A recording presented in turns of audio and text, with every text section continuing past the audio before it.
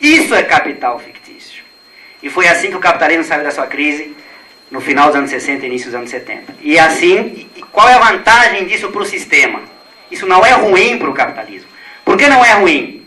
Porque o que se chama tecnicamente de rotação do capital, ou seja, a velocidade que o capital tem para comprar meios de produção, força de trabalho, produzir, ir ao mercado, vender, acumular esse dinheiro, recomprar meios de produção, força, enfim, para realizar o seu ciclo, essa velocidade é encurtada. As coisas são feitas mais rapidamente. E pelo simples fato das coisas serem feitas mais rapidamente, a taxa de lucro, por razões que eu não tenho tempo de explicar aqui, se eleva. E se a taxa de lucro se eleva, a taxa de lucro é um termômetro da economia capitalista, os capitalistas começam a investir cada vez mais e a economia vai crescendo. Só que notem, crescendo com base numa lógica do capital fictício, que não é a mesma coisa que o capital financeiro. Bom, mas no capitalismo tudo é dialético. Tem o pró, mas tem o contra. Qual é o contra do capital fictício? Já deve ter ficado óbvio.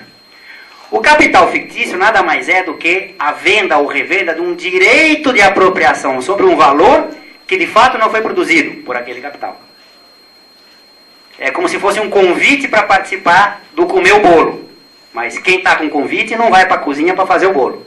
Notem, quando uma fração do capital total da economia capitalista mundial, isso de forma crescente, passa a se deslocar para a esfera da lógica do capital fictício, significa que uma parcela do capital cada vez maior vai justamente se direciona para a mera apropriação do valor. A pergunta óbvia é a seguinte: bom, se vai todo mundo comer o bolo, quem vai ser responsável por produzir esse bolo? Do ponto de vista econômico, você tem uma parcela do capital total que vai se apropriar de um valor que vai ser cada vez menos produzido. Não vai ter bolo para todo mundo. A taxa de lucro cai, começa a cair, aí vai todo mundo despenca. Porque a hora que tem o primeiro sinal de problema, não vai ter bolo para todo mundo, quem está com um papelzinho na mão resolve vender. Não quer ficar com um mico na mão, não tem essa história? Aquela dancinha das cadeiras, não tem para todo mundo? Você, não vou ficar com esse troço. Só que só você pensa assim, todo mundo pensa assim. Vai todo mundo no mercado vender papelzinho, o preço do papel despenca, e aí você não vai retornar o capital que você... A crise hoje em dia é exatamente isso. Se manifestou conjunturalmente no mercado subprime imobiliário americano, mas a lógica é essa. É assim que se entende a crise hoje, a partir da lógica do capital fictício, que não é a mesma coisa que o capital financeiro. Bom, resta pouco tempo, passo para o segundo elemento, conjuntural. Que raio de mercado subprime imobiliário americano é esse? Aqui a palavra-chave não é o mercado imobiliário, é o subprime. Na verdade, o sub. O que significa mercado subprime? Nada mais é do que um mercado de alto risco, mercado de hipotecas. Você tem a tua casa, mas hipoteca a casa. Só que o mercado subprime são aqueles papéis de hipoteca de gente que tem poucas condições de pagar a hipoteca. É um empréstimo, digamos assim, com um risco muito alto. Porque quem tomou aquele recurso pode ser que não tenha dinheiro depois para pagar a casa. Esse é o mercado subprime. O que aconteceu no início do século XXI? A lógica do capital fictício. O capitalismo estava céu de brigadeiro. A coisa ia. Nova economia, economia da informação. Qual era o lema? Somos todos patrões de nós mesmos, etc, etc, etc. Quando a economia vai, está todo mundo querendo comprar esses papéis, inclusive os mercados de hipoteca subprime. Quando tem um excesso de demanda, os preços sobem. Então você tinha um ciclo de alta no preço dos imóveis. Qual era a vantagem disso para o mutuário? A vantagem era a seguinte: como ele tinha um contrato estipulado, eu tenho que pagar, sei lá, X, 400 mil reais. Mas a minha casa está subindo de preço, suponha que o preço chegue, por exemplo, a 800 mil reais. E a coisa era insana dessa maneira. O que o cara fazia? Vendia a casa em 800 mil reais, pegava metade, 400 mil reais, pagava a sua dívida de 400 mil reais e sobrava 400 mil reais ainda, comprava a segunda casa. Só que todo mundo estava fazendo isso, comprando casas, os preços do imóvel subindo. Então você quitava o imóvel anterior, melhorava a casa que você comprava e assim ia. Estava todo mundo satisfeito. Os novos ricos americanos. Gente que não tinha um puto, de repente começa a ter casas de 6, 7 quartos, com suítes e não sei o quê. Só que tem um problema. Aqueles papeizinhos, as hipotecas, precisavam ser, linguagem técnica, não é liquidados, mas tinham que ter liquidez, tinham que ter sancionamento monetário. O cara que concede, a financeira, aquelas que quebraram, que concede empréstimo, precisam pegar esse papel e ganhar algum dinheiro com isso. Como é que elas faziam isso?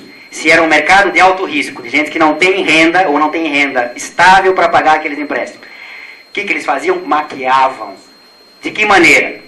Tinha aqui, sei lá, 3 papéis. Um era Subprime, o outro era Petrobras, o outro era, sei lá, um outro papel que vale alguma coisa. Vale do Rio Doce. É que hoje em dia também esses exemplos não estão muito bem. Mas enfim. Pegavam uma cesta, jogavam um bando de papel naquela cesta e montava um fundo de investimentos. E dava um nome bonito, que é importante é o nome, né? Sei lá, um Asset Structured Management. Estruturado. Management é que eu faço bem o negócio. Assets, enfim, ativos. Uma cesta. Levava para as agências de risco, as agências de risco davam nota para aquilo. Detalhe, a impressão que agência de risco é que nem banca de concurso. Né? O cara dá a nota. O problema é que as agências de risco tinham um parente que estava fazendo concurso. As agências de risco também ganham dinheiro. E com esses papéis. Interessava para as agências de risco dar nota boa para aqueles papéis. Então pegava aquele pacote com títulos podres ali no meio e dava é bom comprar esse negócio. As pessoas acreditavam, aspas, naquilo, todo mundo comprava aquele negócio e valorizava. Mas tinha algo podre ali naquela cesta. Na hora que dá um pepino, e dá em 2006, 2007, por várias razões, o Banco Central americano jogou as taxas de juros lá para cima, cresceu inadimplência. Jogou lá para cima por razões de política econômica deles, eles tinham que ter feito isso mesmo. Tinha um problema de dívida pública e monetário, credibilidade em relação ao dólar, não vou entrar nesses termos. O fato concreto é que o Banco Central americano aumentou a taxa de juros, aumenta o passivo de que quem tem que pagar aquelas dívidas, aquelas moratórias, desculpem, daquelas hipotecas. Moratória é uma consequência. Porque está aumentando o serviço da dívida. Por mais que o preço das casas suba, na hora em que a taxa de juros é jogada para cima pelo Banco Central americano, começa a aparecer os primeiros sinais de inadimplência nesse mercado, que era de alto risco. Alguém começa a não pagar, mas se alguém começa a não pagar, é porque o outro não recebeu. Quem não recebeu não vai poder pagar por detrás. Quem não vai receber não vai poder pagar por detrás. Você gera um efeito dominó, e os primeiros que perceberam esse efeito dominó vão vender esses papéis. Todo mundo foi vender os papéis ao mesmo tempo, estourou a tal da bolha financeira no mercado subprime. Bom, e o Brasil com isso? Já que faltam 5 minutos.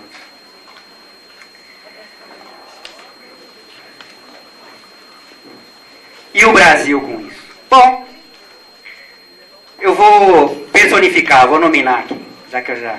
E o Lula com isso? Bom, o Lula nasceu de quina para a lua. Ele assumiu o governo, a eleição foi final de 2002, assumiu no início de 2003, não é isso? Justamente, assim, exatamente, no momento em que se chama em economia de ciclo de liquidez internacional, um nome pomposo para uma coisa simples. Esse capital fictício, capital monetário, estava sobrando no mundo. Então estava num ciclo de liquidez internacional de alta, estava sobrando dinheiro no mundo. E esse ciclo de alta durou até 2006, 2007. Se o governo Lula tivesse acabado em 2007, ele passaria para a história como o melhor presidente do Brasil. Por pura sorte. Mera sorte. Vou explicar isso rapidamente.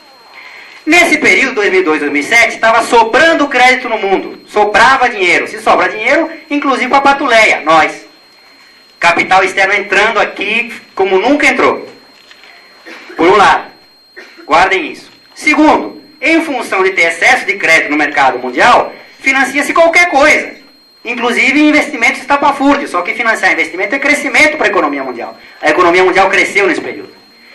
Mais uma sorte do Lula. Principalmente economias que, para crescerem como estavam crescendo, precisavam importar coisas que evidentemente elas não produziam. E quem era que produzia aquelas coisas? Nós.